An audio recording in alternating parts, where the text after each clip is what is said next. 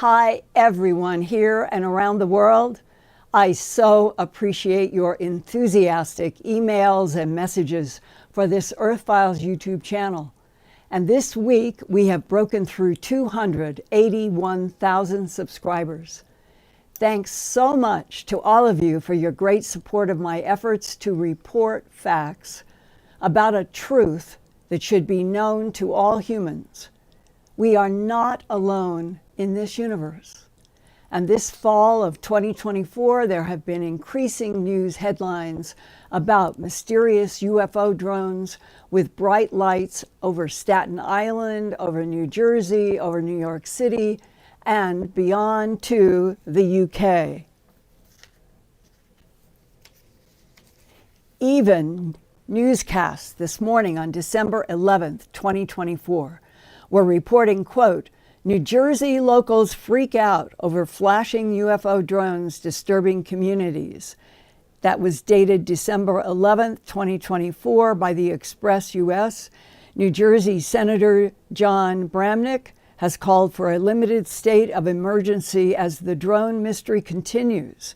And the FBI in Newark, New Jersey is investigating as some local residents are telling media that they are, quote, terrified, close quote, of the UFO mystery drones. 2 weeks ago, on November 27th, 2024, Fox News headlined, quote, unidentified drones spotted over U.S. bases in the UK at RAF Lakenheath, RAF Feltwell, RAF Mildenhall, and RAF Fairford. Those 4 bases have U.S. F-15 and F-35 fighter jets that allegedly have been attacked since November 20th, 2024 by, quote, swarms of small drones, close quote. Military witnesses reported the drones were like, quote, small quadcopters and octocopters, but are more sophisticated than drones purchased off the shelf, close quote. Some politicians wondered if the mysterious drone attacks on American bases in the UK relate to President Biden lifting restrictions on the use of longer-range missiles that could reach Russia. The UK drones attack came 1 month after, quote, mystery drones swarmed a U.S. military base for 17 days in October 2024 near Langley Air Force Base in Virginia, close quote. That means unidentified drones over military and intelligence operations have strangely kept occurring since October to December of 2024. And the Wall Street Journal reported on October 12th, 2024, quote, United States officials don't know who is behind the drones that have flown unhindered over sensitive national security sites, quote, or how to stop them, close quote. But as we have moved into December 2024, there have been increasing news headlines about strange drones in night skies over houses and cars, implying the sources could be humans with large lighted drones. But then came this headline in the UK Daily Mail on December 9th, 2024, quote, mysterious drones are changing time on clocks in New Jersey as local residents fear they're being targeted by UFOs that are weird and have some sort of electronic interference capabilities that are changing their clocks. Other residents are asking, quote, why don't police or military shoot them down, close quote. And with me tonight to talk about the phenomena is Whitley Strieber, brilliant writer and best-selling author of more than a dozen books. And it's this 1987 book that is known around the world as Communion, A True Story, about Whitley Strieber's extraordinary experiences as a human abducted by gray-skinned, large black-eyed extraterrestrial beings. Whitley, what do you think is behind all these news reports since October 2024 And if actual extraterrestrial intelligences are the source, what do you think they want? Well, that's a simple question. Well, first, let's start with the changing of the clocks. Signals that disrupt GPS can also cause that to happen to clocks nearby. They're digital clocks. So if these drones have got devices on them that make it impossible for them to be found by GPS from above, then they might very well be disturbing clocks and still be human-made. It's not necessarily certain that that means that they're not from this world. Some months ago, a decision was made by the United States and Britain to reposition nuclear weapons in Britain. The United States had not had nuclear weapons positioned in Britain for nearly 20 years. At that point is when it was sometime in the past 6 months. And in October, the drones appeared over Langley. And remember, these drones were appearing over Colorado. And it's almost as if what was happening in Colorado, which was basically in the countryside and more or less ignored, was a test to see how effective whoever is doing this, how effectively they could remain unmolested. People that I was interviewing, ranchers who were having mutilated animals as well as UFOs were above their ranches, was in the fall of 2019, right before the blast of COVID that began by January of 2020. I was with a rancher who said that he came out with a shotgun and there was a lighted object in the sky above where he'd had 2 or 3 mutilated animals. And he called me and said, I don't know what these things are in the sky, but they're messing with my animals. Now, most people didn't hear that. I did do some reports at Earthfiles, but it was a very confusing time, and none of us knew that around the corner was coming the blast of COVID.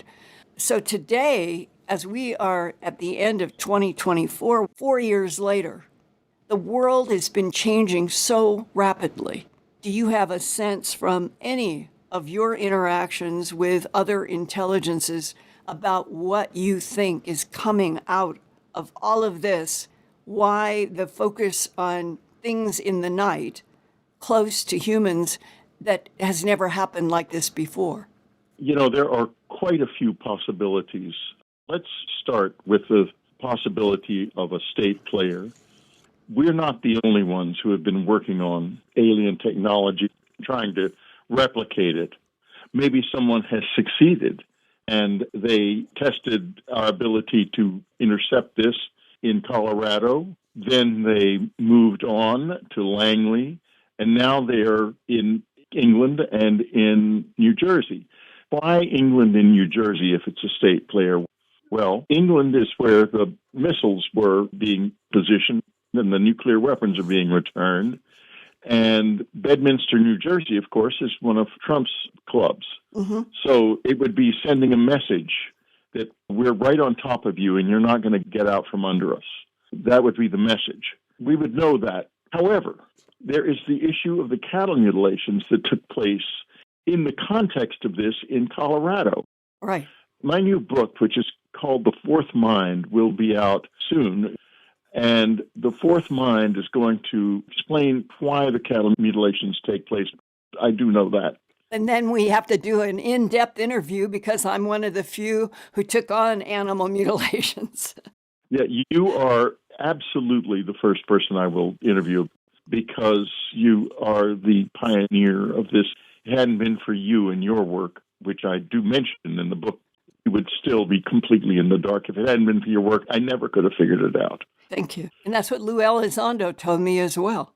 Right. I mean, you're quite good at what you do, and a lot of us are very grateful for that, Linda.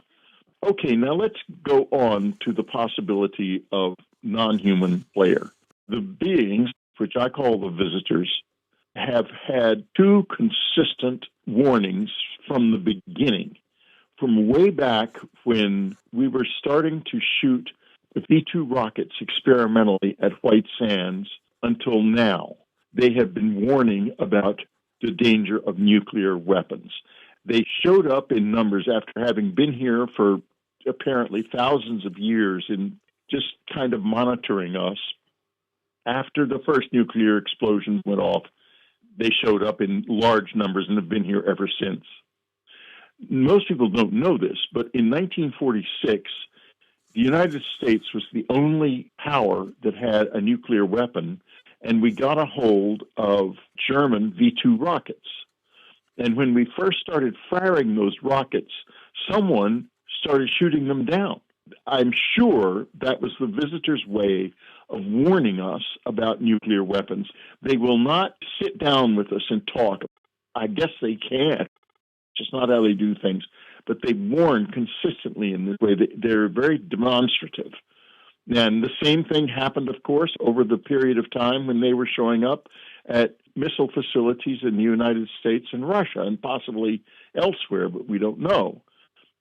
So they are concerned about nuclear weapons. And what happens? We transfer nuclear weapons to Lakenheath, and we bring in high-speed missiles. Those are hypersonic missiles, possibly, meaning that these weapons can reach Russia in 3 or 4 minutes from England, and conceivably faster than the Russians can react. In other words, they disrupt the balance of power. And they can do this because they're going over the North Pole. And people lose sight of that. We're always used to looking at horizontal maps. But if you go from the United States over the North Pole or from Russia, you are cutting the time it takes to go to over the pole and down into Northern Europe by a huge amount. Yes, and to be able to fire a super hypersonic missile in England, you can reach Russia in literally 4 minutes. So they probably can't respond that fast, meaning that it disrupts the balance of power. To anyone who is concerned about nuclear weapons, that would be an extremely provocative act. It would motivate the Russians, but it would also motivate the aliens. They're concerned about them too. Now, here's the part that makes me feel it probably is the aliens. The particular area that they have chosen contains one of Donald Trump's most valuable facilities, the Bedminster golf club. Right.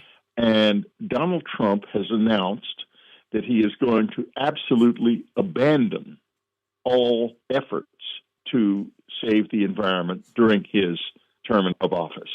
In other words, we're going to roll back everything that we've done as much as he can and basically junk the whole effort. At the same time, I was led to understand in my relationship with the visitors 2 years ago that counting from now, we have about 5 years before the planet goes out of control and we can't save ourselves. So 4 of those 5 years are going to be lost. And I think they might be reacting to that. So on balance, I think it's them. And I think they're sending us 2 messages. One is a message about the danger of this deployment, destabilizing deployment, and the other was about the danger of ignoring climate change. And a lot of people don't like to hear that about climate change, but it's the truth. And, I'm going to tell it like it is as far as what they have said and done. And I'm not the only person that they have communicated this to. This has been communicated to dozens of witnesses over the years. That's true. I can say I have been in the discussion with so many people in the human abduction syndrome who talk about that they are shown the sky on fire. And I have asked them, do you think that means nuclear war? Many abductees have answered, maybe, but I think it is because they will stop this. They will not allow it to happen. I've heard that many, many times. Well, they may very well stop nuclear war. I think that's quite possible. I would not like to be on the receiving end of their anger, by the way. I mean, I have annoyed them many times. What is your own perspective on why, going back to October, that there would have been these 17 days, nights of UFO activity over Langley Air Force Base, which is where the CIA is, among a lot of other sensitive agencies in Virginia? Well, without knowing what kind of signals were being intercepted, I can't hazard a guess, but I would say that it would be about as provocative an act as I can imagine the visitors carrying out. And in fact, it's so provocative that I wouldn't think that someone who could be retaliated against would do it. In other words, I don't think that it is the result of a foreign player at all. I can't imagine that.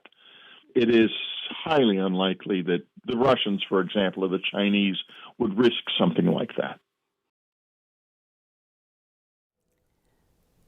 Whitley Strieber's important new book, The Fourth Mind, is scheduled for release next month on January 15th, 2025. Whitley told me that the fourth mind, quote, shows there is a rich store of evidence that mankind once did possess powers that we now consider impossible, such as telepathy, levitation, the ability to move heavy objects without machinery, and many others. To explore why we humans lost those powers and how we can regain them, Whitley starts with the first ever intimate look into the anatomy, genetics, brain function, and beliefs of somebody who still possesses them, and namely our otherworldly visitors. The details of how their bodies differ from ours and how they function has never before been discussed publicly with the careful scientific focus presented in The Fourth Mind. In the second part of the book, Whitley takes a dive into the chaotic end of the last Earth ice age. It began 115,000 years ago and ended 11,700 years ago. And that is when mass extinctions devastated this planet Earth, and mankind endured an almost unimaginable catastrophe that has been lost in the mists of time. Whitley shows how it resulted in our loss of the fourth mind powers and describes how a forgotten event that took place in 1996 in Brazil holds the key to our recovery of fourth mind powers. There has never been another book like The Fourth Mind. It marks the beginning of a new way of thinking about who and what we are and points toward the re-empowerment of mankind as a truly cosmic species, close quote. And I really look forward to talking with Whitley deeply about The Fourth Mind and sharing more with you in the new year. And my own books, Glimpses of Other Realities, Volume 1, Facts and Eyewitnesses, and Volume 2, High Strangeness, are now available full-time at Amazon.com. Use the special link on the screen to take you right to the order page. For Glimpses Volume 1, go to earthfiles.com/glimpses1. This is about my TV producer-writer investigations of animal mutilations and human abductions and government cover-ups, all of UFOs and ETs in an alien presence on Earth since at least World War II. For Glimpses Volume 2, please go to earthfiles.com/glimpses2. This is the largest of my books, 512 pages with color and black and white photographs, illustrations, and documents throughout. One of the chapters goes deeply into an advanced extraterrestrial technology that preserves human and ET bodies, with the implication that souls are vital and recycled. We are also working on new editions of my other books and DVDs, which we hope to have at Amazon as well by January or February of 2025. There have been so many changes are hitting our planet now that maybe by this coming February 2025, a lot of us could be together at Conscious Life Expo in Los Angeles when finally the news has broken or does break then worldwide, that we humans are not alone in this universe, and we are not alone on this planet Earth. Now, tickets right now are available for the Conscious Life Expo, and one of my best friends and colleagues, Ian Halling from England, will be there. And so a bunch of you, if you can come, the tickets, where we would get the tickets, we're going to post right now, and you can write it down.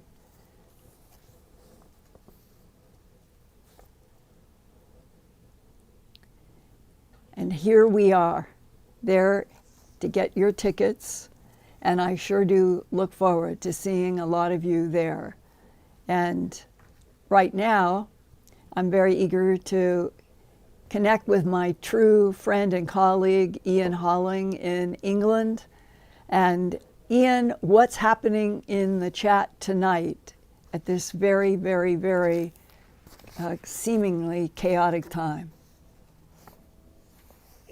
Yes, thanks, Linda. It's great to see you again, and it's great to connect, especially after we had the technical problems last week. Everything seems to be going well this week, and the chat is very busy. Yay! We've got over 2,000 people who are watching us at the moment, and all from all around the world, and including some people in New Jersey as well. So this is interesting stuff, and it's good to see Whitley. The audience are pleased to see Whitley. I've got a few questions lined up already regarding the specific issue of the nuclear problem, etc. Ace Killer 9000 PSN says the nukes used on Japan and all the thousands of nukes tested were not prevented by any UFOs. So that's what that's a bit of a problem. This is a recurring question that people always say, well, how come the nuclear bombs were allowed to be dropped on Japan?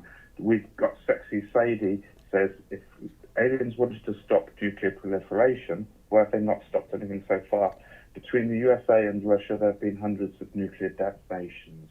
It is an excellent point, Ian, about why, if there is so much concern about nuclear war, missiles, and everything happening in the current timeline on Earth by the ETs, and that they are working to try to prevent us from going into nuclear war, why would they not have stopped World War II and our dropping and experimenting with the first atomic bomb here in the state of New Mexico at the Trinity site in White Sands? There are all of these contradictions that always make, every time I start doing deep dives into certain aspects of what has happened over the last hundreds of years, thousands of years, millions of years on this planet, and how little we really have to know exactly what the truth is, but we're left with all of these contradictions and a kind of schizophrenic relationship with whose interest is it to have Earth, live on Earth, manipulate genetics, and then come to something as, I guess you would say, this is a truly profound insight about the nature of the intelligences dealing with Earth. Why would they make us feel now that they're going to stop war, but they didn't in World War II? Thank you, Ian, for bringing that to this table tonight. I don't have any kind of an answer, but I would love to have insights from the audience on that question. Yeah, okay. Well, thank you for that. We'll move on as well. Tom the Man TV, who's a regular in our chat, says, Linda asks us about dreams lots of times. Does she think dreams are only dreams, or that maybe aliens can communicate to us through dreams? Bud Hopkins and Dr. John Mack and Stanton Friedman and I had long discussions back a few decades about that very question of the nature of dreams in the relationships between extraterrestrial, biological, and some artificial intelligences and the biological species Homo sapien humans. because I think that it is fair to say I have personally done interviews with at least 3,000 people in the human abduction syndrome. And one of the very first things after you have done, let's say, your first few hundred, is that the dream world is used to communicate, is used to paralyze, is used in a lot of ways. And that when you talk with a bunch of people who have been abducted and their cases seem to match up at time and places and all sorts of things, that you realize that when they start trying to talk what happened, one of the repeated areas that they go to is that they woke up in a dream. And then when you ask for more details, you will learn that people in the human abduction syndrome, when they wake up, it may not necessarily be in their bedroom physically, or they might be there physically, but that's not where their mind and consciousness is getting a download from someplace else. And so they wake up with symbols, with movies coming here in this part of the, what we call the mind's eye. And when they look out into what should be their bedroom, they're looking at a landscape that they just felt like that they were there, and then they realize they must have been in a dream, and the dream is around them for a while after they wake up. Those are not typical in just the normal sleep-wake of humanity. And therefore, I always, one of the few questions I ask early on in the first discussion is, do you remember a vivid dream, and that the vivid dream was around you when you woke, and what seemed to be highlighted to your eyes, to your mind, at what you were seeing around you, even if you did not think you were totally awake. So this will be part of the new learning curve for humanity about what is the relationship, how do you communicate, what will be the give and take of two completely different cosmic civilizations. Those are the unknowns. But since the James Webb Telescope has been sending these mind-blowing images in which the ones that it looks like you put salt on a sheet, and it said that it was estimated of 3 trillion galaxies in this one universe. Oh my, how much consciousness and life. And for reasons that are not clear, that we have been dealing with grays, Nordics, tall whites, reptilians, the teals. We could keep going on, a variety.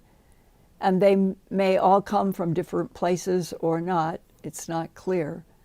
And the big stumbling block in this planet has been, going back thousands of years, there was always some pressure that was trying to keep Homo sapiens sapien from knowing anything about the intelligence that was doing the genetic manipulations that created us, that were here harvesting from other Earth life, based inside of our planet, Mars, Ganymede, and beyond.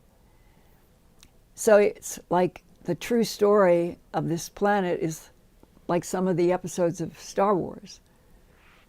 But until we are told the whole truth, we have to sort of stumble our way toward what could be the actual reason.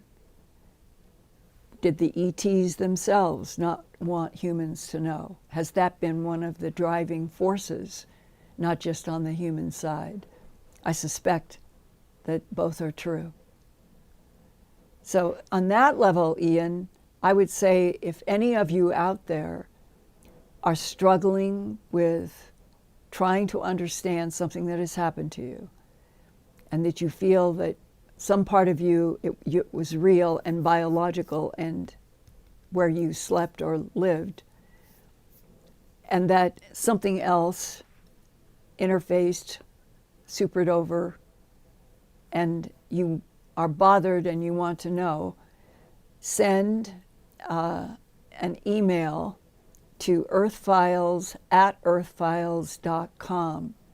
I do look, after every show, I look through email for those communications from those of you who are either in the abduction category, where dreams seem to be the main communication. There are categories like that. And people who feel like that they have been getting something showing them in the future timeline. So, Ian, I'm not sure when the writer sent that, did they want to know anything specific from me, or is what I have been describing what you hoped that we would be discussing? Let's throw it back to Tom the Man TV. Tom, did that answer your question, or is there something more specific? And I just wanted to add to that as well, while we just wait for Tom's response, that many times in speaking to people who have abduction experiences, people are talking about the dreams that they have, or the specific dream that always seemed so real to them. Right. And I think this, I mean, I've had dreams myself as well. Lots of people have had dreams about perhaps a future event where they've seen multiple crafts. Myself, I've seen swarms of white craft in daylight. That's what people are also reporting is perhaps a future event of a dream. Well, we'll wait and see if Tom gets. Yeah, so go ahead. Yeah, Ian, there is another important facet I have described in the past on my Earthfiles YouTube channel. The experience that I had in Boston back in around 1974, brand new mother with a 2-month-old baby, looking for a house, looking for various things in Boston for the very first time in my life. My husband getting hired by Time Inc. It was just absolute chaos of pressures and having to make decisions and get things executed. And I bring that up only because sometimes it may be the environment of your mind and your body and your spirit that sends out a frequency that catches the attention of some of the things that seem to live in the, I guess, in between timelines and dimensions. But that is, and I won't go into it tonight, it's fully described in one of our Earthfiles YouTube channels, going back in time. But it was when I was wakened from what I thought was a sound sleep by a black, cloaked, huge figure. And we were in a Boston house that had like a 12, 14-foot ceiling, and this being was not filling the hole, but was huge. And then what happened that is one of the solid foundations of my life, is one of the most important, if not the most important event, and something giving me an answer. And that was the Hulk is coming closer and closer to the bed, almost like it was floating, is the way I remember. And then a voice, and this voice has been with me actually since childhood. It's the same quality. It's neither male nor female, but it's a voice, and it's inside of where you hear people somehow. It has that feeling. And the words just came very quickly. Say the Lord's Prayer over and over and do not stop. And say the words out loud. And I found myself sitting up, Our Father who art in heaven, hallowed be thy name, thy kingdom come, and I started. And the whatever stopped moving at the side of the bed, and I have no idea how long. But at some point, it just faded away. And when I laid back, I was completely drenched, my nightgown, perspiration, and the pillow felt cold. And that same voice that had directed me came to me again and said, "You will never have to fight for your soul again." And there was something about that I've always felt, that we don't understand the universe that we're in, that there is something perhaps about this entire universe, as an abductee told me long ago. Linda, it was built. This is a created universe. It's a high-end university. And it always is trying to educate about the black versus the white, the yin versus the yang. This is a holographic university. And that makes sense to me at some fundamental level. So those, what I just said, are also part of the life of people in the human abduction syndrome, that they will have interactions with orbs, with beams of light. Many people are very aware that their whole body rises up in the air, and they're very aware that they're in the air, and they're not panicked. And your body can be carried right through a window. Many stories. And reinforcing what I think more and more physics are beginning to lay out to us is that, from what I understand, everything relates to frequency. Frequencies relate to the dimensions that you are in. The advanced technologies that know how to cushion shot dimensions can travel 55 light years in seconds or minutes. And that would also, if that's the real ground of the universe, that has goals, and it has to do with teaching, and it has to do with what happens in the first dimension versus what happens in the 12th dimension,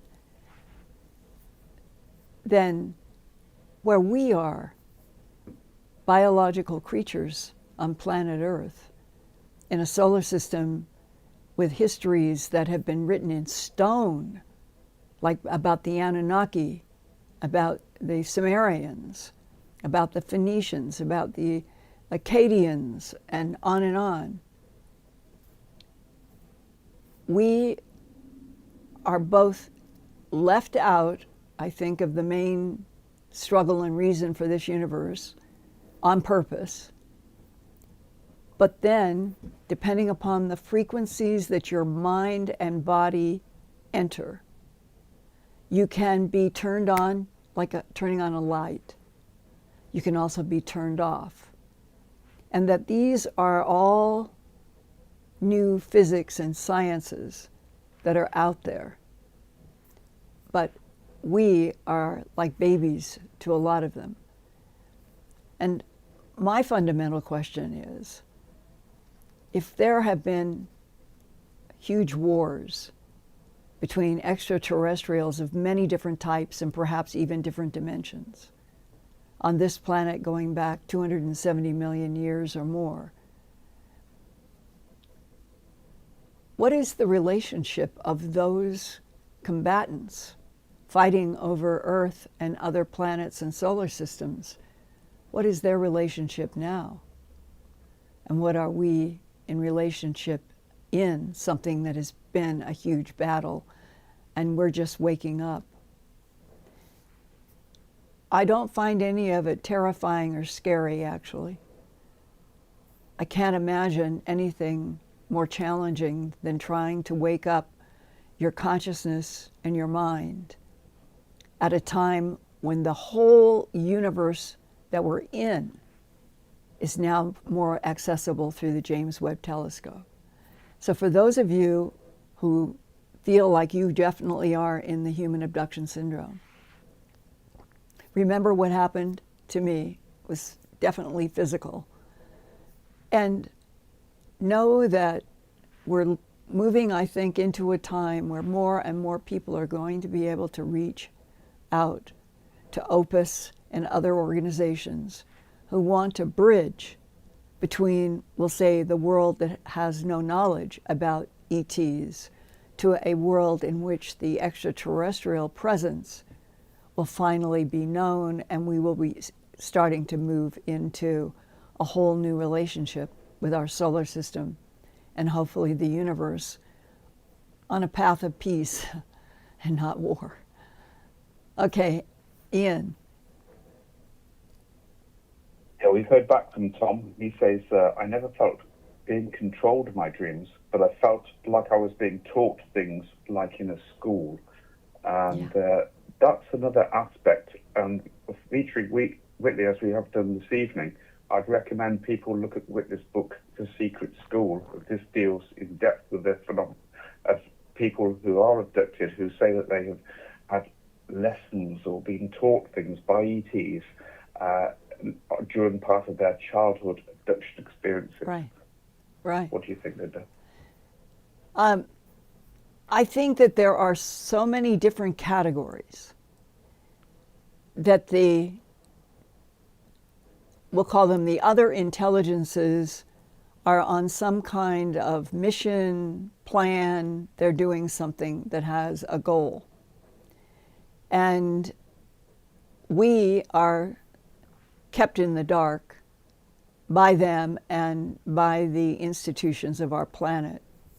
And so it's very hard to analyze and think when you don't know all of the facets, how the facets relate to each other. And that has always been one of the big challenges. Whitley would say the same thing. The human that first goes through an abduction and then sometimes continues to be interacting with beings for a long time, they're not dealing with understanding. They don't know what is happening. They don't understand, which then begins to haunt people and they want to learn more. So part of this may be like setting a light to a candle. Some of it to some of the non-humans who pick out certain Homo sapien, it may be trying to light a candle, and that would be positive. The thing that I worry about is what exactly is the real relationship between some of the other intelligences and the cycle of life for humans on Earth. And it is, the more you get into that question, the deeper and more challenging it is. But I hope that all of you who come to the Earthfiles YouTube channel feel and see and hear and are ready to say to me, we understand, Linda, that you really are trying to report facts and the truth. Yes, I am. Always have been. And that funny exchange with Whitley about animal mutilations, quite a subject to ever take on. And if I hadn't, who knows? But I did, and there are parts of it that are somewhat disturbing and other parts that lead to paths in which I have learned some of the most important information. So like a net, it looks so complicated, has all of these pieces that all connect, and yet there is something about the human mind and soul in the body and the planet that we're on. It seems to me if we could get past, we'll just leave it, if we could get past some of our problems, that we might be a diamond worth fighting for in the rough. Sometimes I think that's one of the truths also. Okay, Ian. Okay, Leslie Cruz says a message for Whitley. Please tell the visitors we need more direct communication with them so there is clarity of intent. Yes, and the question back to those in our chat tonight: why do you think that the non-humans themselves have chosen silence, not engagement, not teaching in any kind of an open forum with humans? That is one of the things that's always bothered me, because it suggests that we are an experiment, a test, and the experimenters and testers would stay out of their experiment. So what is the experiment? Okay, yeah. I've got a message here, well, a communication from Jasmine SM. Question for Linda. What's Linda's opinion on most of alien encounters containing 3 aliens? Well, it's not just 3 aliens. Sometimes it's a screen memory, isn't it? There does seem to be a group or a grouping of ETs in experiences, and particularly, and that number 3 does come up very often with experiences that we talk to. Whitley, their experiences. Yeah, Whitley put 3 on the book cover of his Them. And it is true that when it comes to the Greys, they are a particular type, evolutionary, both biological and AI by now.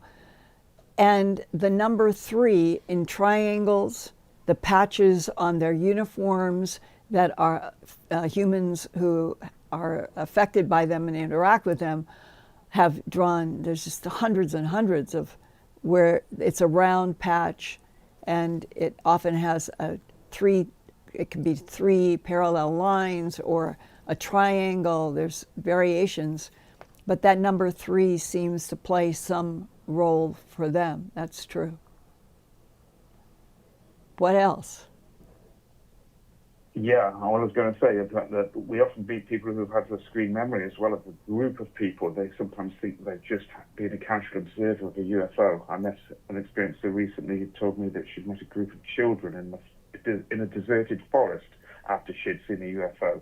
Well, she expected they would be about 11 years old, and there would be no way the children would be there in the forest that late at night. It's again a group of ETs that's perhaps a screen memory. There's another comment made here by Sam, who says, my whole family saw a UFO on a camping trip in '76. This is another feature that often families have seen UFOs while they're on a camping trip. And this seems to be, again, certain ETs have taken the opportunity of reaching people when they're out in the countryside, and where they're in a place where they can perhaps be contacted or abducted. I would say that has dominated probably more than people would realize, that so much of the human abduction, that we'll call it the syndrome, yes, there's the bedroom aspect, but the other big one would be people who go to national parks, to camp, exercise, vacation, whatever it is, that there is a sense that the non-humans in their craft with some kind of technology that is able to pick up frequencies coming off of probably any Earth life, including humans, choose to do interactions where there aren't a lot of other people around. I think that would definitely dominate in the overall picture of human abductions. And the big part that, I don't know, Whitley has some perspectives, but it is, why are they interacting with humans at such personal, physical levels and not doing any kind of a formal introduction to them, to this species that they're investigating, studying, whatever we are. And that's why people feel that it is not good what is happening, because it feels like everything must be done in secret, that even ETs would be here on the Earth and in the solar system doing things that apparently they need to do but never introducing themselves to a species that has been described as a product of one of their genetic manipulations. So that disconnect, that distance, that is a part that has always made me nervous. And if in our audience right now, tonight, there are any people who are scientists, doctors, military people, and you have worked in some kind of a classified project in which you were dealing shoulder to shoulder with ETs. I've talked with quite a few people who say that, but they can't use photos or documents or prove it. What is it like to work next to extraterrestrial biological entities and or their AI that is in a body form? And why do you think that they keep everything that they do a secret from us? Those are probably the two boiled down questions that have haunted me the most since I did the very first trip in Colorado to go see a sheriff who had had 276 animal mutilations, Sheriff Tex Graves, and that was the beginning. That was the beginning for me. That office, that drive, seeing all of his photographs he had taken himself, evidentiary material everywhere. And when he said, Linda, the perpetrators of these animal mutilations are creatures from outer space, it was like an electric shock. And 45 years later, tonight, December 11th, 2024, from September 1979, what a journey this life has been. I want it to keep going. I want to see the worlds out there. I want to be alive and be able to cheer when they finally announce we can confirm artificial light at Proxima Centauri, at TRAPPIST-1 Planet 1e, and that artificial light will mean there is some kind of technological civilization. I wonder what will happen, Ian. What will happen on the Earth when an honest headline breaks open that 40 light years away, there's another planet with other life intelligent enough to have artificial light? Well, this is what we believe is maybe what we call the soft disclosure, where they get us gradually used to an ET presence, but not admit to an ET presence right here on planet Earth. Chris George Alexander says, in response to your question and put out to the audience tonight, first, they communicate with me and you privately. Second, they tell me the lack of open communication is for the safety of their families from our violence. We are like wild animals to them. I've heard that before, and I know that there is an argument for that. The humans can be pretty rough. But the other question, words before that are, then why did you make us so rough?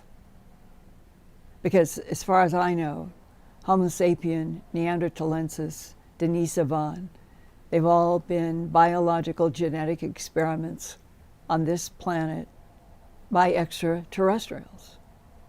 And if somebody was dividing who they were going to meet with, talk with, by whether or not they were rough or not, why did they make us so emotional?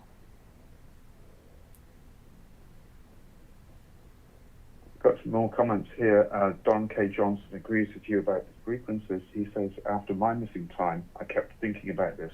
Resonant frequencies are the answer to everything. Resonant frequencies are, I swear. And there is one thing, I love the pure physics, all of the pure physics, and there is something about that, the creation of however this happened, that became this universe, that it was this singularity, this event, and it has to do with the frequency with which something expands over infinity, and that will determine what exactly will be the characteristics of that particular universe. And some are apparently made in multiples. And it is hard to imagine working at such a huge scale. But it also would imply that we're dealing with intelligences who understand that frequency is the key to everything, and 1 billion different frequencies, 1 trillion different frequencies. And we are babies when it comes to that. Go ahead. I want to give you I want to read to you from over 50 5524 who contacted us. I've been aware of these things, talk about the drones, the mysterious drones. I've been aware of these things in Oregon over the summer. I've got videos of some too before this New Jersey thing. Some, I believe, are spraying something. That's a point that was brought up by, I think it was Hannibal TV, the TV YouTube channel. I was following a live chat the other day, and some people were suggesting that something was perhaps being sprayed. Over 50 reports, they are very sleek and look very militant, like on a precise schedule and mission. The entire sky in my backyard, as far as I could see, was full of these craft in a line one time. Well, what was the timeline of this? This is going back over the summer in Oregon, and this is reported in Oregon. As far as I'm aware, we've not had widespread reports of UFOs in Oregon, although we do get periodic reports. And even Dan Adair, we featured him recently, and he talks about the UFOs in Oregon. But this is Oregon this last summer. Okay, so maybe the spring of 2024.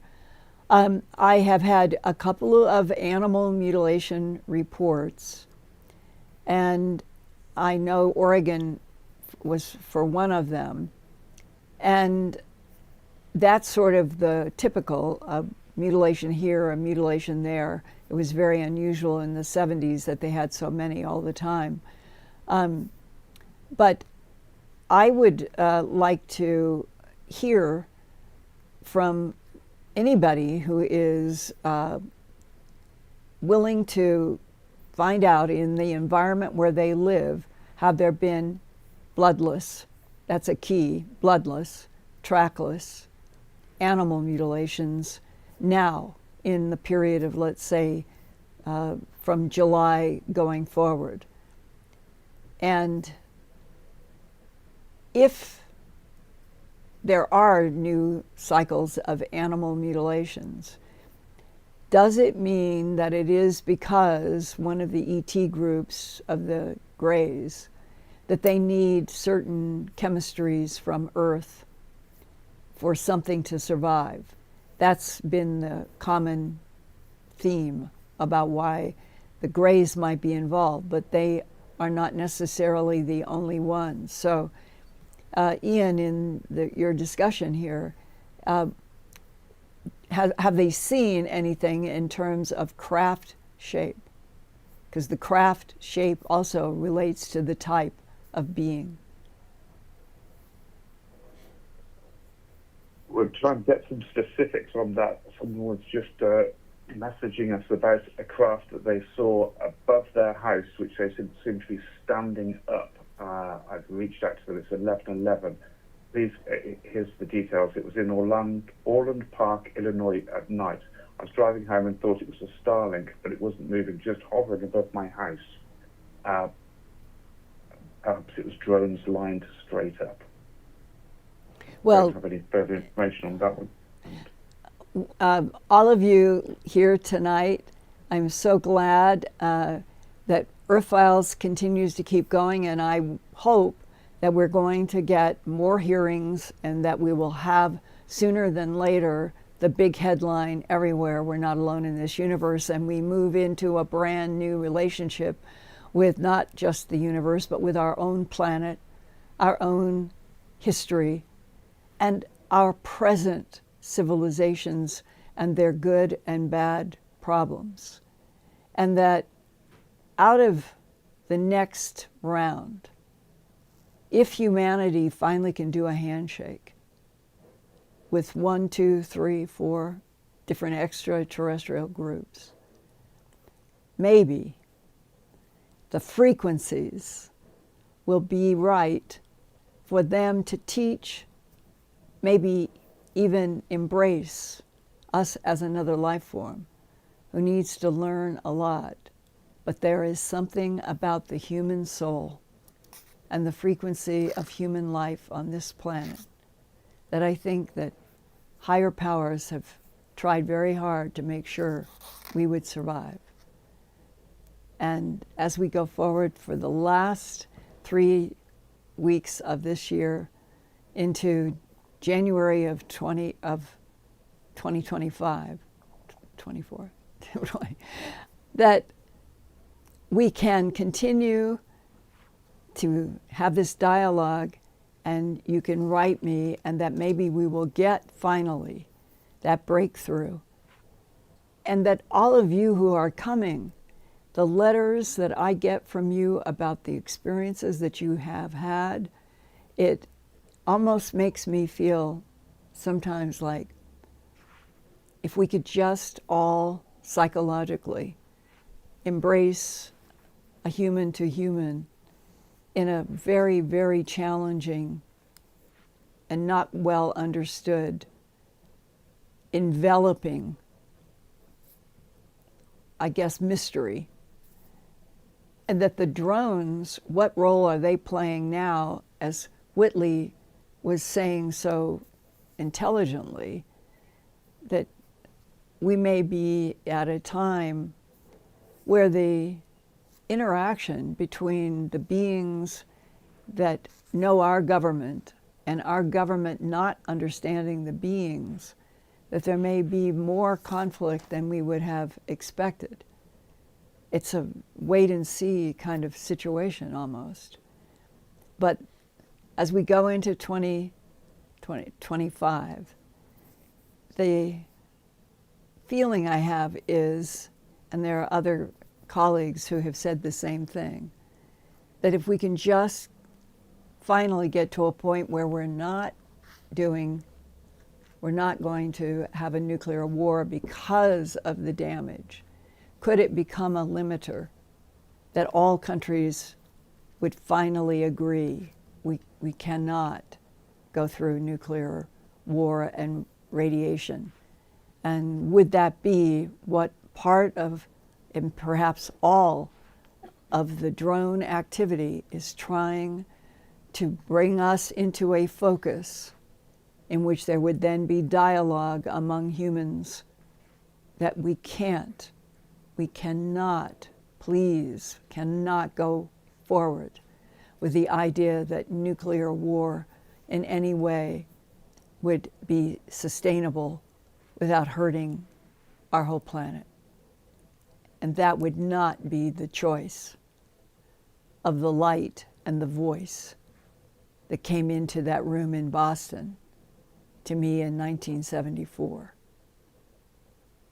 And on that note, from dear Chocolate, Brad, Eric, dear Ian in England, all of the people who are trying every day of their lives to push something forward, may we all get that frequency of the thought that dwells in the light protect you forever. See you next week.